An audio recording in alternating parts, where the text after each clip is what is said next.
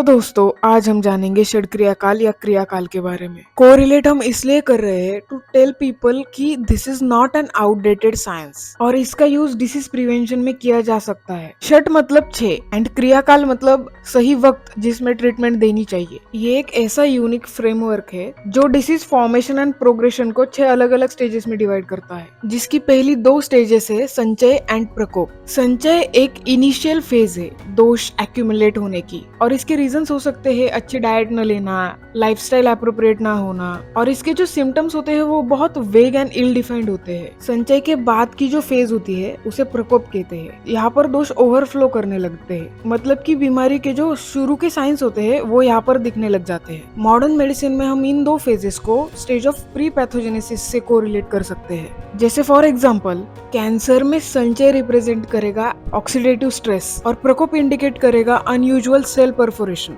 मतलब कि जो अनयूजुअल ग्रोथ होना शुरू हो जाती है ना सेल की, उसे प्रसर एंड स्थानाश्रय। प्रसर में दोष अपनी जो ओरिजिनल जगह होती है वहां से अलग अलग बॉडी पार्ट्स में स्प्रेड होने लगता है। प्रसर के बाद की स्टेज होती है स्थानाश्रय। यहाँ पर अलग अलग ऑर्गन्स में दोष का लोकलाइजेशन होने लगता है और इसी स्टेज में पूर्व रूप लक्षण मतलब कि साइन एंड सिम्टम्स डिसीज के दिखने लगते हैं। इन स्टेजेस को हम मॉडर्न के stage of pre symptomatic disease से कोरिलेट कर सकते हैं। उसके बाद की जो फेज होती है उसे व्यक्ति कहते हैं। यहाँ पर डिसीज के क्लियर साइंस एंड सिम्टम्स दिखने लगते हैं। मॉडर्न में हम इस स्टेज को स्टेज ऑफ क्लिनिकल डिसीज से कोरिलेट कर सकते हैं। दोनों ही सिस्टम्स में यहाँ पर ट्रीटमेंट देते ही है, पर आयुर्वेदा में इससे पहले की जो स्टेजेस है वहाँ पर भी ट्रीटमेंट्स बताई गई है to prevent the disease from reaching this stage. व्यक्ति के बाद वाली स्टेज होती है भेद। आयुर्वेदा में ये सबसे एडवांस स्टेज होती है डिसीज प्रोसेस की, जहाँ पर कॉम्प्लिकेशंस आना, डिसेबिलिटीज आना, और अगर डिसीज इस स्टेज में ट्रीट नहीं किया गया तो डिसीज इनक्यूरेबल बन सकता है, जिसे हम स्टेज ऑफ डिमिनिश्ड कैपेसिटी से कंपेयर कर सकते हैं मॉडर्न साइंस की। तो षड क्रियाकाल एक अपॉर्चुनिटी प्रोवाइड कर सकता है। डिसीज का जो प्रोसेस है